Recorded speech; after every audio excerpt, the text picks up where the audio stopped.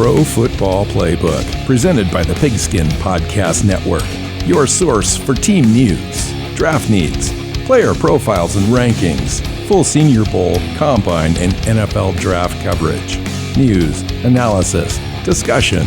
It's in the playbook. Now, here is your host, sports journalist Bill Alvstad, and featured analyst Keith Myers.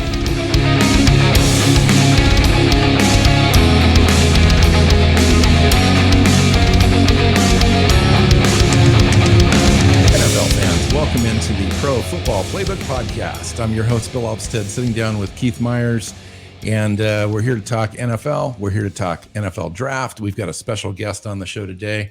Welcome to the show. This is our second show of the week, and it's good to be sitting down with you, Keith. Yeah, this is fun because this is the NFL draft portion of our show.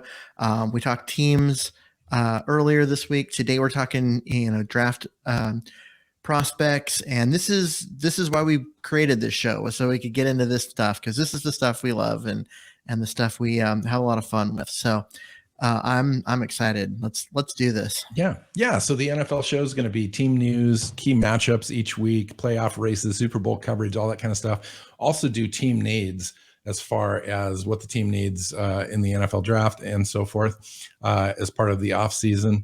And that leads us into the second show, which is focused primarily on the NFL draft. We're going to do it 365 days a year, year-round content, which a lot of shows out there don't do. They kind of take some time off. We're going to kind of incorporate that into a year-round show, player profiles, top 10 lists, Senior Bowl coverage, Combine coverage, full NFL draft coverage, big board analysis.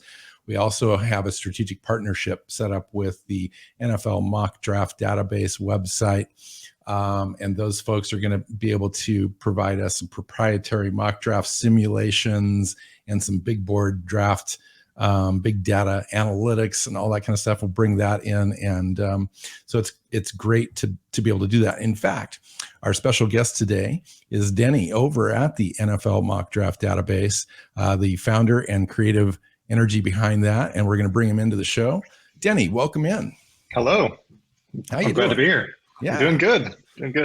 Yeah. So we're excited to be able to have this partnership with you and work together on putting out great content for our listeners and subscribers and website visitors.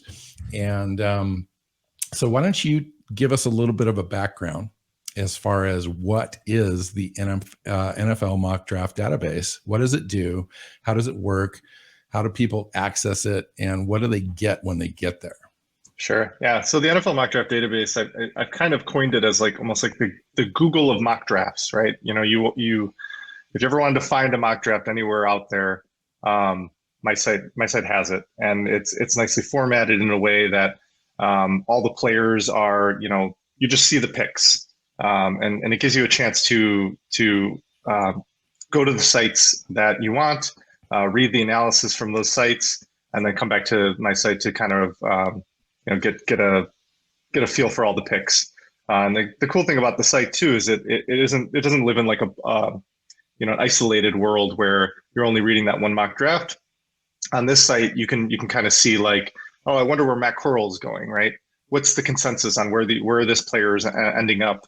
And so you can click on his name, you can go to his page, you can see all the mock drafts that he appears in and where he's appearing.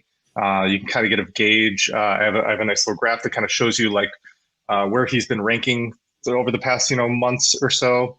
When the combine numbers come in, those will show up. It's just a lot of information that's fun.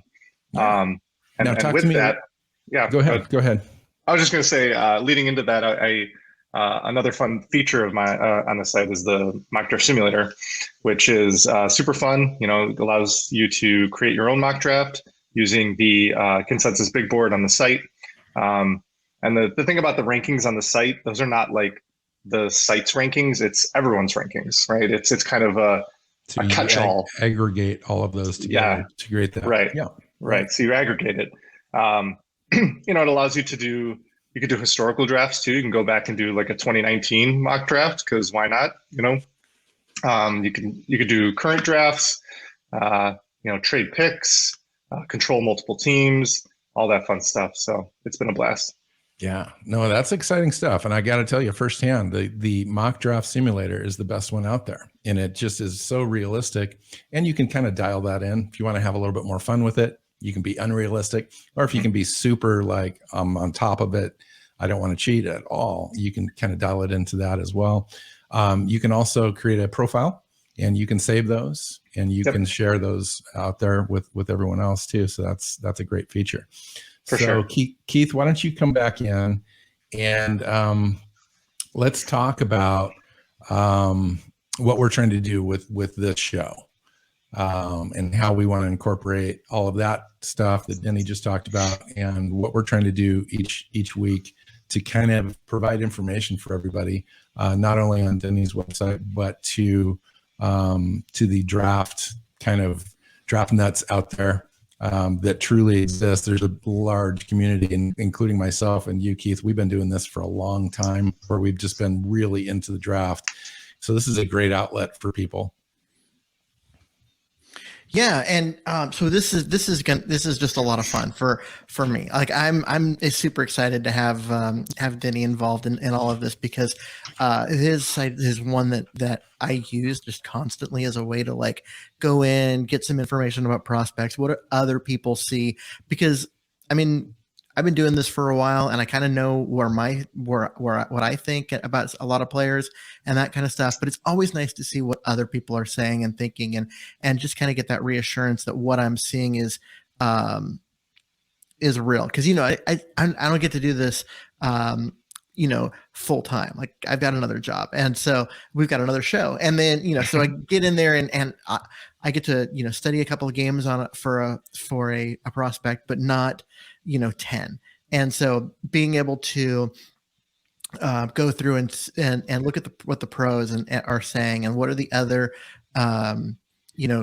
draft people that are, online, but maybe don't have the, CBS or one of those backing, but still are people that I've got to know in the draft community over the years and people I respect. Like go find their big boards or their drafts and read their stuff. And the fact that I can find all of that on one place and whatever, it's just super useful.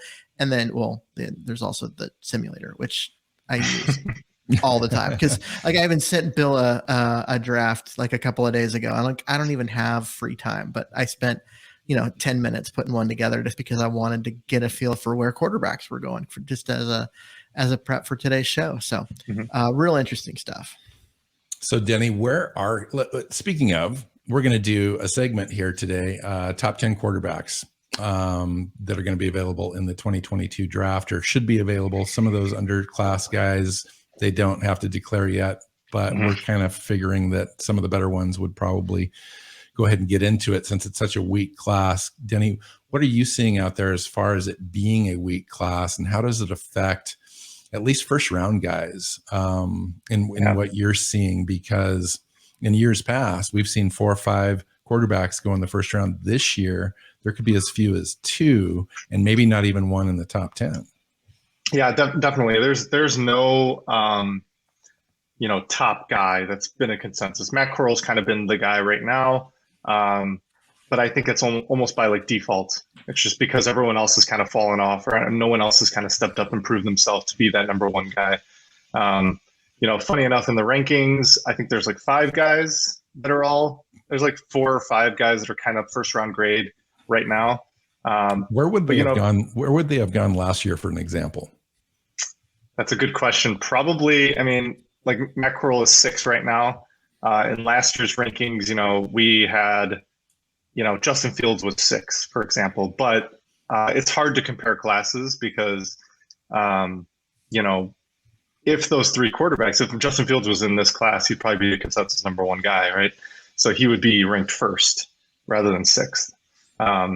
So it's really tough. But, in this mock draft world, you're starting to see players that kind of come out of nowhere showing up in first round mock drafts. Like I just added a mock draft that had Sam Hartman in the first round, right? And that very well could be the case. He might end up as a first rounder, but that's more indicative of the fact that there isn't that one guy, or that isn't there that top player that teams can really kind of build their franchise around.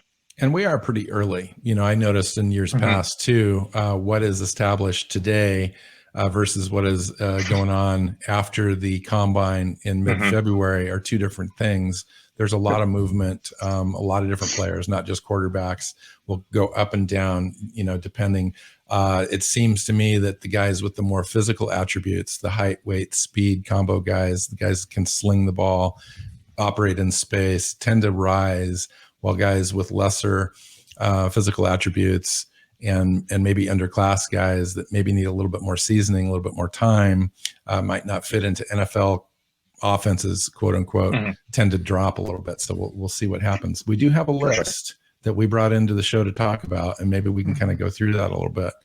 I was going to go a little bit in reverse order, and I was going to kind of breeze through the 10, 9, 8 guys.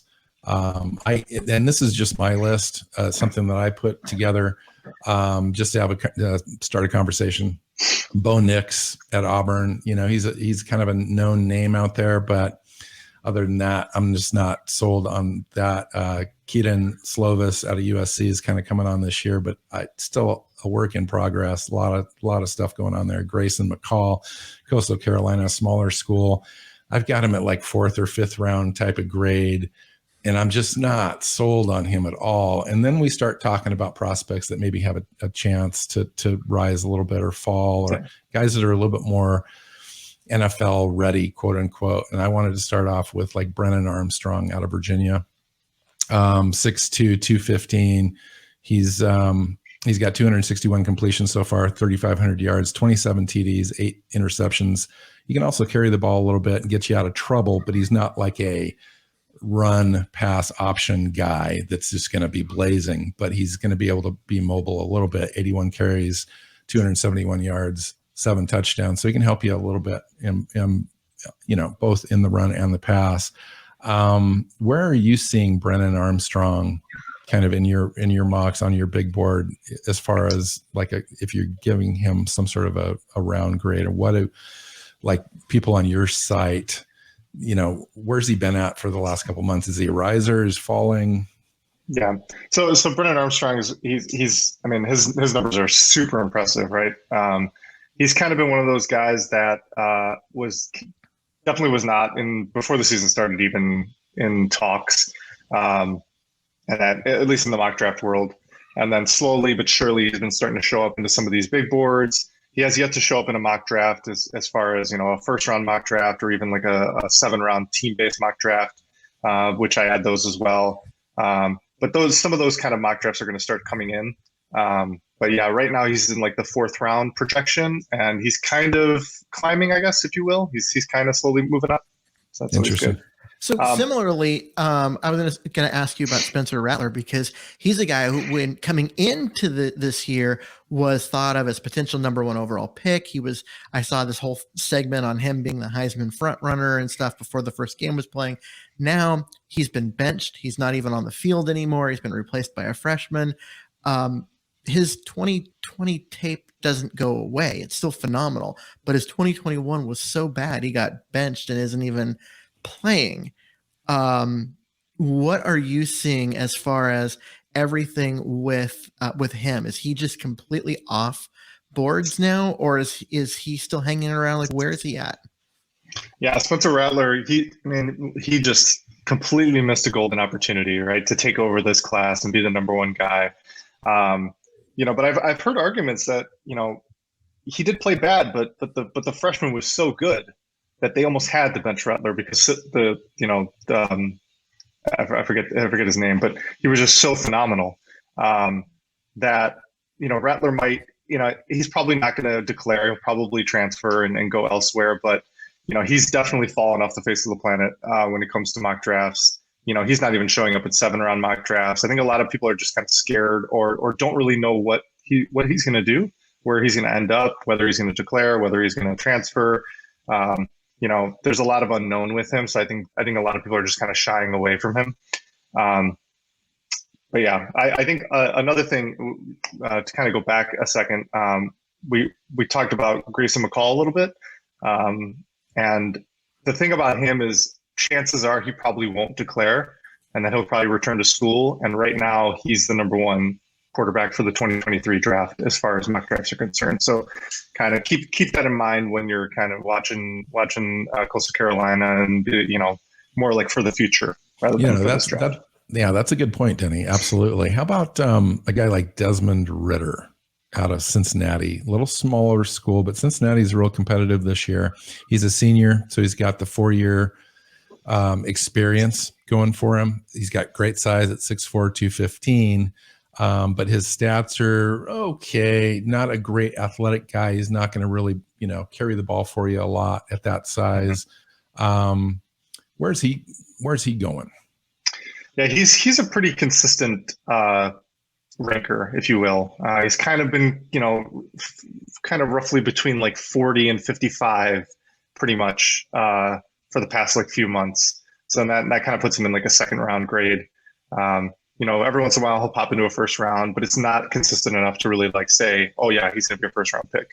Right now he's kind of roughly in 33% of the mock drafts he'll be a first rounder. And right now he's 56th overall as far as the rankings, and which puts him at the 6th quarterback right now. Interesting. Wait, so I was just going to jump back in here and ask you about another quarterback that I find interesting, Malik Willis out of Liberty, because this is a guy that has, all the physical stuff. He's just, he's got just this live arm and everything, but he plays for Liberty. I mean, you want to talk about small school and low level competition. I mean, where are you seeing? Is this a guy that his physical talents are going to propel him up into the draft, or is everyone still at this point scared away by the tiny school aspect? The tiny school aspect is definitely interesting. I have a coworker of mine who went to Auburn, and he's always shocked when he looks at the site. He's like, how can he be ranked, so high? He was a third stringer for us, right? And when you go to Liberty and then you're under Hugh Freeze, it's you start to question okay, is he really a talent, or is it the offense, right? Luckily, he is super talented, and he's kind of the consensus number 2 quarterback right now. For a while there, him and Coral were kind of going back and forth, fighting for who's going to be first. But now the field has started to separate a little bit, and he's been roughly 14th overall. Kind of took a little bit of a dip recently, but he's right in there in that first round conversation. Yeah, I mean, he's definitely an electric player, electric athlete, electric thrower. He's taken 38 sacks though, but taking 38 sacks, he still has 153 rushes for 755 yards and 10 touchdowns. I mean, the guy can really move, and that sort of a threat is lethal in the NFL, but does he have the throwing skills, the pocket presence, the skills that are transferable over to the NFL? That'll be the question. Personally, I see this is kind of what I spoke to earlier, where you see kind of guys with lesser skill sets end up falling the closer you get to reality, which is when the picks actually happen in March. I don't know about this guy remaining the number 2 overall guy. There's another person that I think is probably going to supplant him, to me at least, and that would be Sam Howell at North Carolina. I just wanted to talk a little bit about what you're seeing on the back end with Sam Howell, where he started, where he's ending up. Is there a lot of movement there, or is he very consistent? So Howell, preseason, it was Howell and Riddler, or not Riddler, Spencer Rattler. Wow, I got confused. Anyways, Rattler and Howell were 1A, 1B. They were both kind of vying for that number 1 quarterback job. Rattler obviously got benched, so he fell off, and then Howell has slowly kind of fallen. At one point he was first overall, but over the past 3 months he's probably dropped 20 ranks. Now he's 27th overall, but I've seen a small spike going back up. So maybe people are starting to be like, maybe he's not as bad as they made him out to be. and he's starting to kind of pick up steam a little bit more.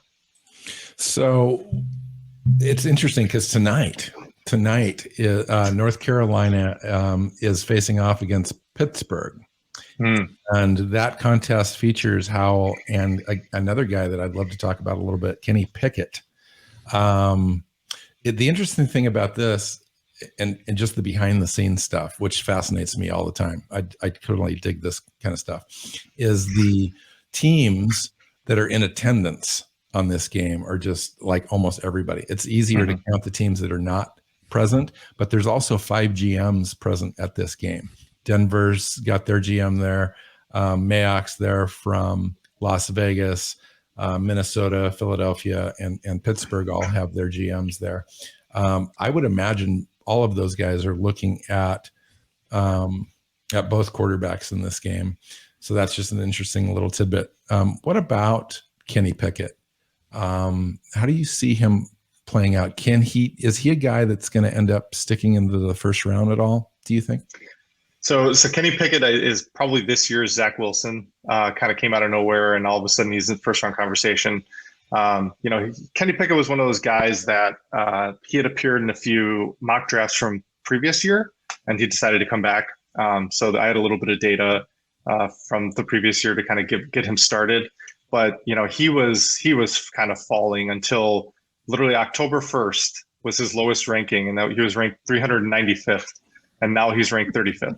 Wow. So in a matter of a month, he's climbed considerably. Now, obviously, scouts would probably laugh at that and say, well, of course he was always ranked high. What are you talking about? But, the data I have is mock drafts, right? So, he wasn't showing up on any big boards. He wasn't showing up on any first round mocks. He wasn't showing up on any 7-round mocks.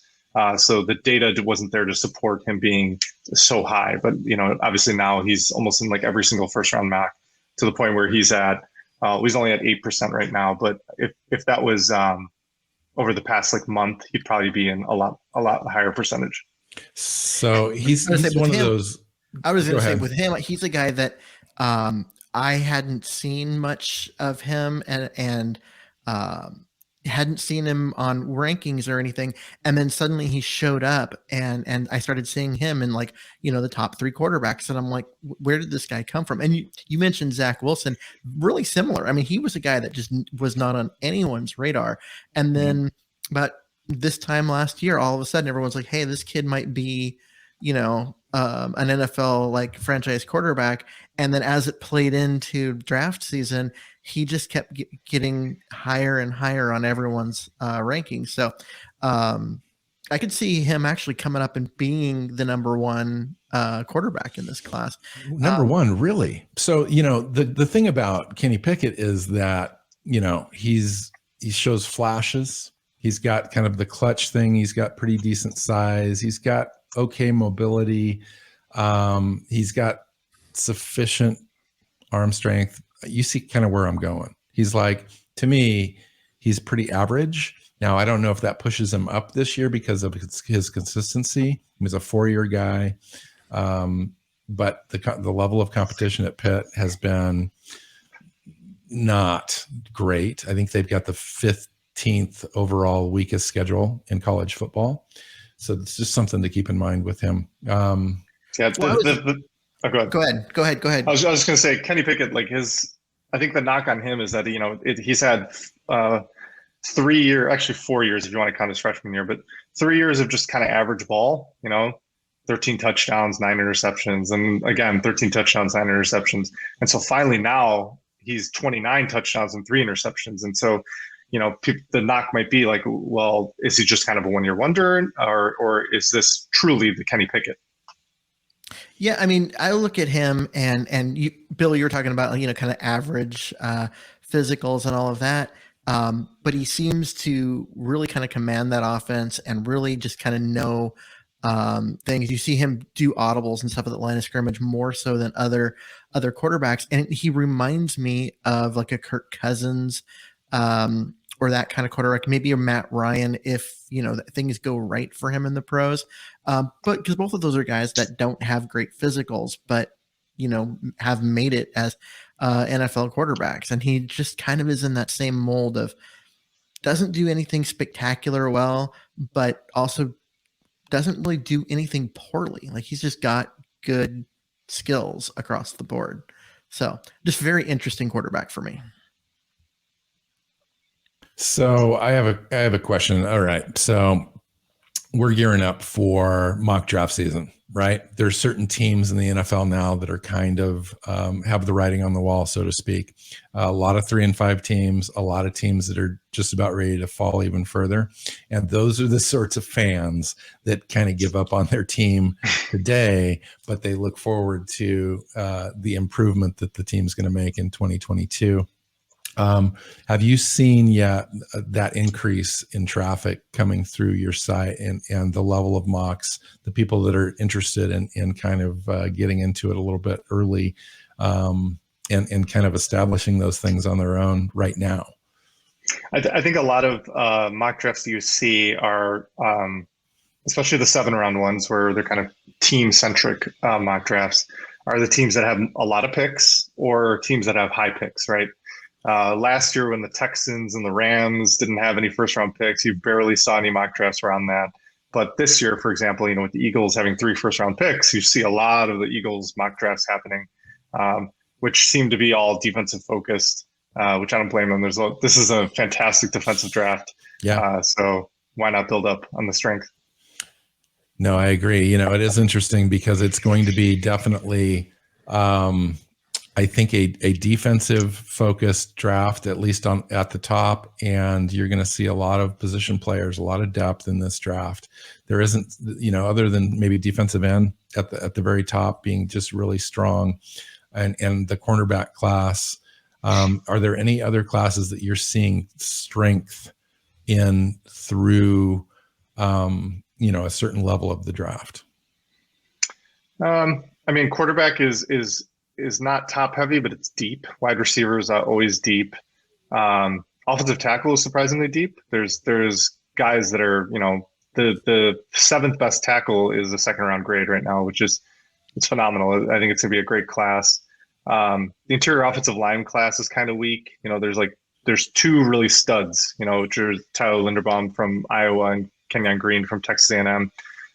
So it's kind of one of those situations where if you really want, to get that guard or center, you gotta draft them high. So that's going to be a bummer.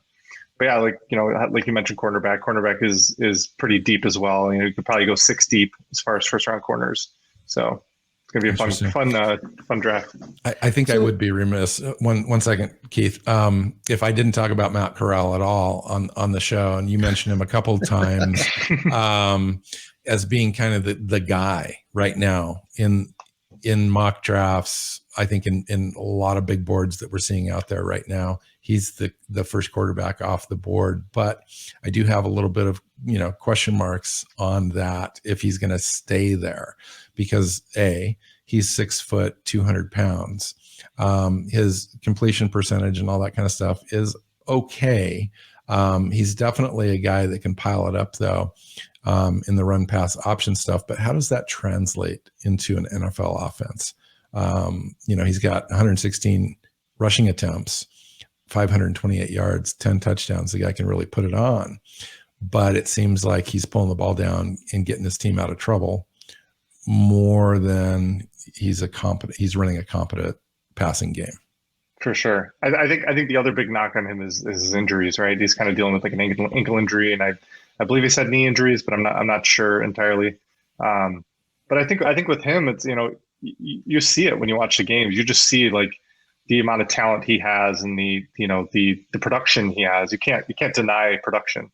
So I think if he lands in the right spot, where a team kind of adapts to him rather than him having to adapt to a system, I think he could be successful for sure. All right, Keith, come back in. Well, okay. So I was going to ask about at the very top of the draft. So right now, the Lions are sitting there at the number 1 overall pick, and and of course they have Goff at quarterback, who everyone by now should understand is not an NFL starting quarterback. So, but this is a weak quarterback class, and at the same time, you've got guys like Kayvon Thibodeau out of Oregon that appear to be just fantastic studs that are just going to come up and dominate at the NFL. What are you seeing as far as there? Do the mocks have the Lions going with Thibodeau, or do they have them going for a quarterback? And then within your own personal philosophy, you can't win without a quarterback, no matter how good your defensive ends are. Do you feel like they should go quarterback? So right now it's Thibodeau hands down. He's kind of dominating the conversation. Before, it was a lot of Sam Howell and Spencer Rattler, but obviously those are much older mocks. I think at this point, if the Lions had their hearts set on a quarterback, that they would be best to consider trading down for sure, because there isn't that one guy. You might be able to kind of take the best of the rest, if you will, sort of like what the Patriots did, just kind of taking whoever was left, and there was Mac Jones, and obviously that's working out for them. But yeah, right now it's all Thibodeau, and they're just kind of mocks are just running with it. He's the kind of consensus number one. Interesting.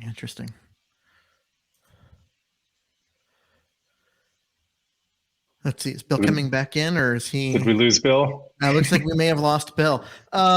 Interesting. All right. So,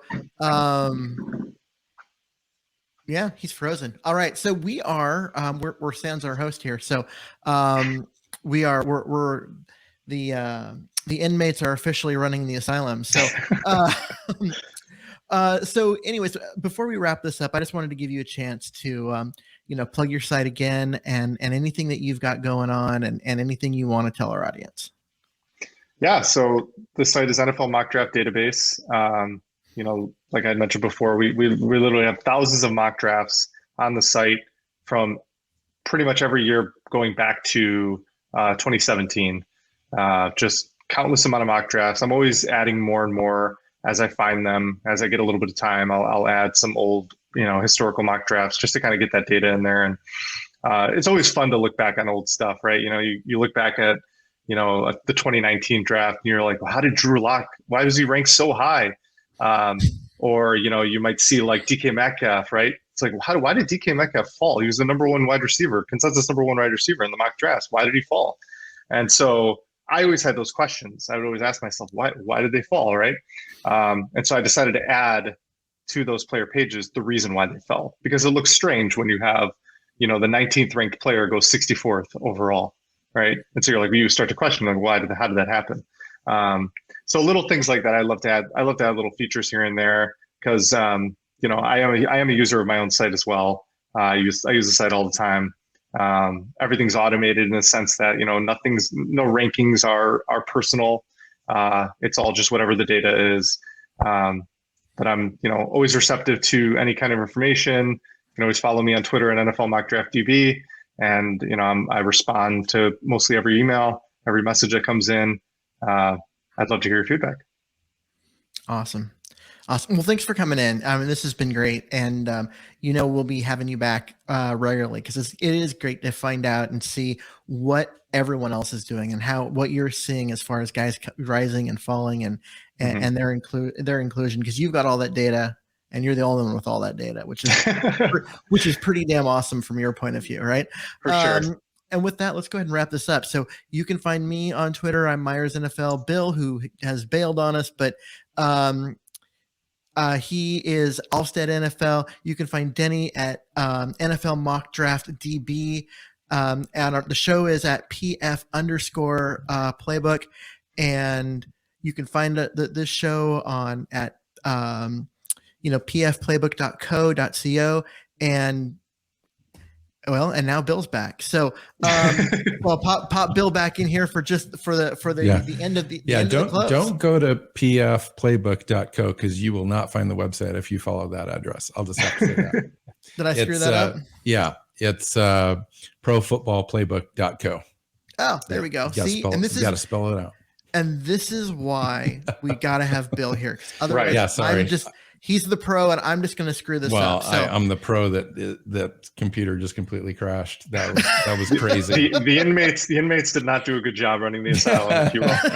Well, I'm glad that I was only away for 5 minutes then. I'm sure you guys handled it just fine. Denny, I appreciate you coming on the show. I really did. I'm sorry I missed that last part there, but we're just kind of winding up anyway. But enjoying having you on here, partnering up with you on the website. Look forward to continued conversations, having you back on to get back into this thing as the off season progresses and we get closer to the draft. I'm sure we'll do some really good things. So for sure, I look forward to it. Nice. All right, so let's get out of here. All right. All right. We'll see everybody.